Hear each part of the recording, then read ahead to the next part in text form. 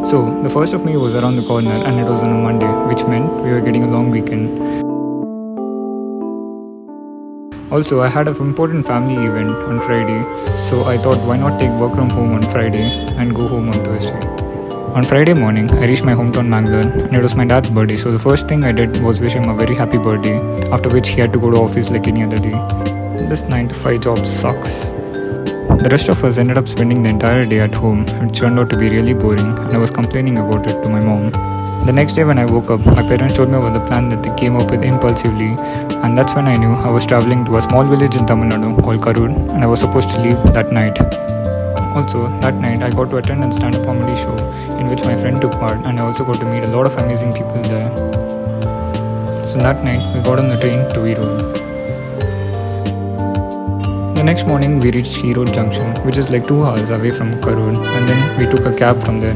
The scenic beauty in the cab ride was amazing. Then we reached our friend's farmhouse, got freshened up and went around the farms. It was a really unique experience to take a weekend getaway and reconnect with the nature. There in the farmhouse, they were cultivating plants like banana, guava, mango, paddy and also fodder for the cattle.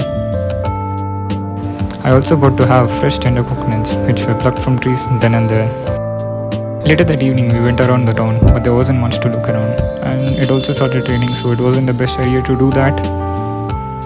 We visited a dam during the sunset, and I have to say this, that sunset was one of the best ones I've seen till now. I mean, look at this. By the end of the day we were really tired because of all the travel, so we decided to hit the bed early.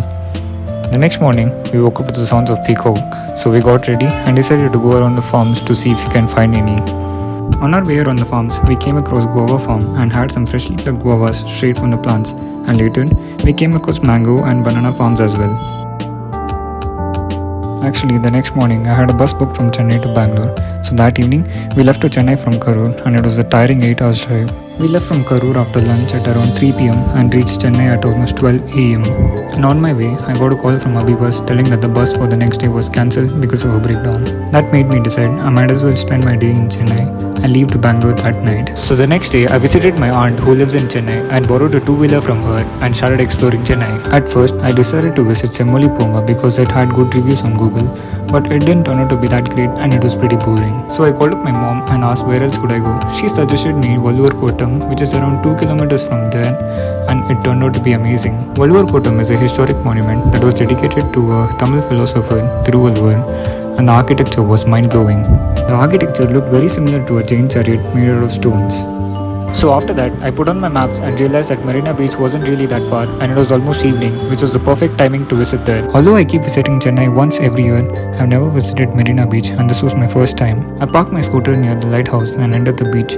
There was so much happening there. People were playing cricket, shooting darts, going on horse rides, and there were so many street food stalls to try out.